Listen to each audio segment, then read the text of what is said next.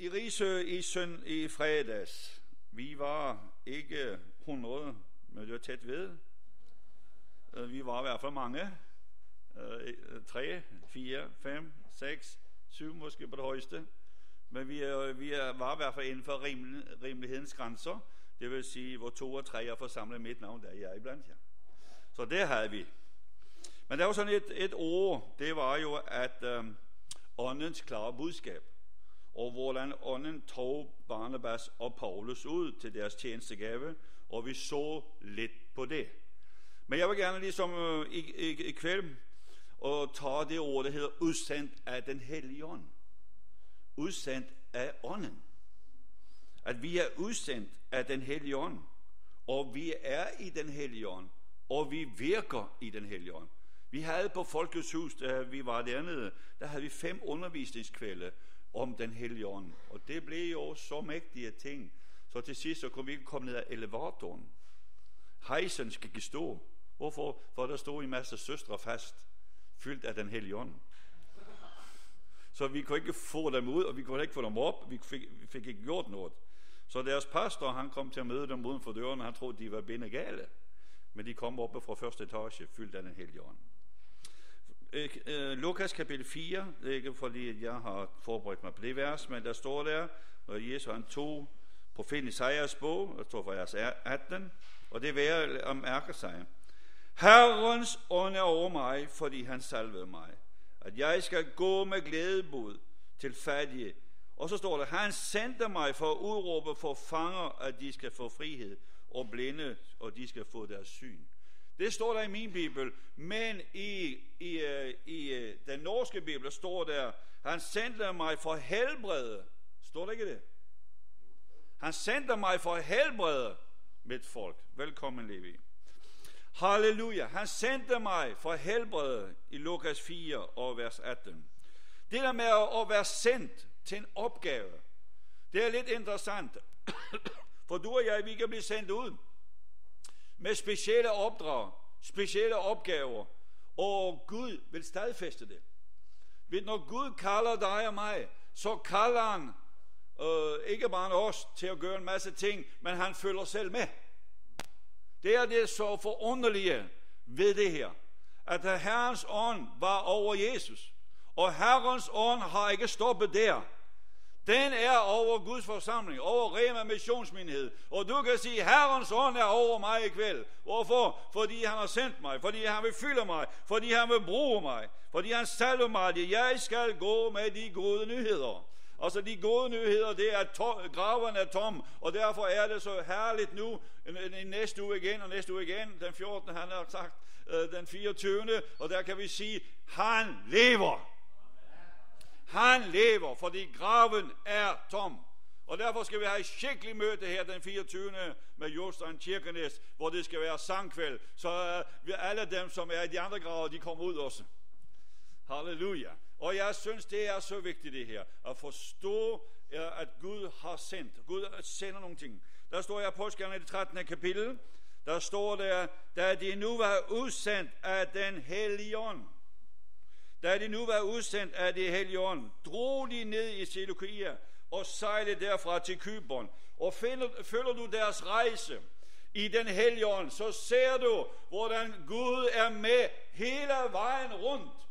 Det er så fantastisk at se, når ånden sender dig ud på et opdrag, så følger han med dig. Halleluja. Og så kan du forvente mirakler foran dig. Og det er det, jeg ønsker at sige til dig. Nu når vi går i gang op i Lund og i Telemark, og Herrens ånd sender os derop, og vi begynder at gøre noget deroppe, så skal vi forvente store mirakler. Vi skal forvente, at Gud stadfæster sit eget ord med de følgende tegn. For der står, han fulgte med og stadfæstede ordet. Amen. Du forstår her. Her er vi inde på noget, som er vældig dyrebart at få tag i. Du behøver ikke at have en stor tro. Jeg tænkte på tro i dag, når jeg var derhjemme og sad og forberedte mig. Så tænkte jeg på Gud, du har brugt mange år og forme min tro til det, jeg står i dag. Men jeg må bare sige her, Gud giver mig endnu større tro, så vi kan være med til at planere noget, hvor du skal være med på. Er I med? Halleluja. Så derfor så det der med at blive udsendt af ånden, det er noget specielt. de var udsendt af den hellige ånd. Der står ikke, at de var udsendt af mennesker, eller Antiochia-menighed, eller Rema missionsmenighed, for det skyld. Men de var udsendt af ånden. Og det er værd at lade mærke til. Når man bliver udsendt af ånden, så er der nogle specielle ting, der sker. I 2. Mosebog, kapitel 3, der har vi en vældig fin beretning. For der har vi det samme sendt. Hvem skal jeg sige, som har sendt mig? Og det var jo Moses. Moses bliver også sendt ud. Hele det gamle testamente sender Gud folk ud. Men Gud sender dem ikke tomhændet ud. Der står der i 2. Mosebog, kapitel 3, og vers 14. Der står der, Gud svarede Moses, jeg er den jeg er. Og han sagde, således skal du sige til israelitterne, jeg har sendt mig til jer. Ikke sandt? Vi ved udsendt, det betyder apostel. Altså det er apostolisk. Altså udsendt, det betyder apostel. Altså i Gamle Testamentet ser vi også, at der var noget, der hed apostle. Men det var ikke brugt et andet ord. De sagde sendt. Sendt. Hvem har sendt dig? Det har jeg er. Gud alene. Og det var det hele Gamle Testament, der taler om disse, som kommer frem i det nye testamente, apostle. Moses, han var ikke apostel, han var profet. Han var en stærk profet for Herren. Men han har en vældig stærk ønske om at høre, hvem er det, der sender mig? Hvem har sendt dig? Hvem sender os?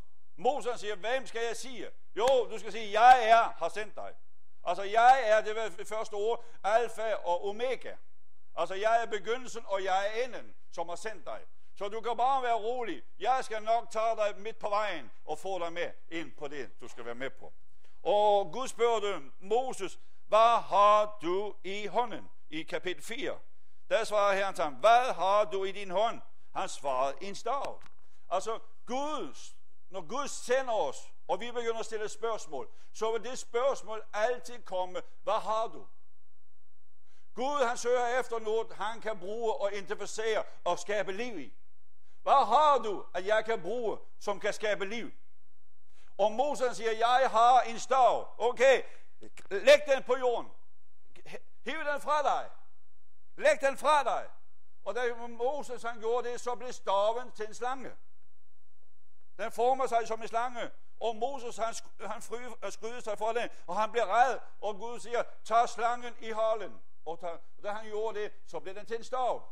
Men vi skal bare forstå her, og jeg skal komme ind på det, hvad vi har i hånden lidt her. For når Gud skal sende os, så er det vældig vigtigt, at vi har det rette svar, når han stiller os. Der står i vers 20, der tog Moses sin hustru og sin søn og satte dem på sit æsel og vendte tilbage til Egypten. Og Moses tog Guds stav i hånden. Nu var det ikke længere stav til Moses, der var med. Nu var det en stav af Gud. Og det vil jeg også sige, alle instrumenterne her burde ned og lægge på gulvet her i kveld.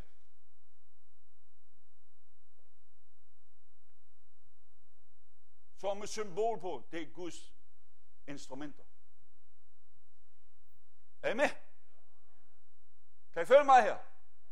Når vi giver det, vi har i hånden, og siger, Gud, vi lægger det ned for dine fødder, og vi behøver livet det. Den her stav, der kom liv i staven, halleluja, og den blev til en slange, og Gud viste, sådan skal dit liv være, du skal få lov at opleve slanger, der rejser sig, men du tager dig med halen, fordi du har staven i den rette hånd.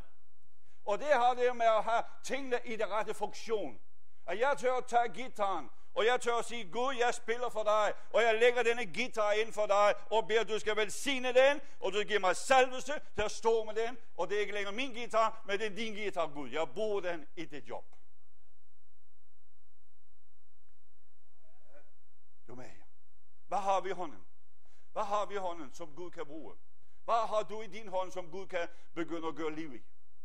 Mange af os har visioner. Mange af os har drømme. Mange af os har minder. Mange af os har ting, som vi ønsker, det skulle blive en realitet.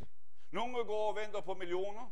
Nogle går og venter på en ny bil. Nogle går og venter på motorcykel. Ikke nævne navn. T.H. Knudsen venter på en motorcykel, der skal komme forbi. Så forskellige ting. Men tingene, det må komme og blive liv i først. Ikke sandt? Din vision, din forbøn, din bøn må komme til at blive levende og virkende. For når bønnen bliver levende, så bliver den også virkende.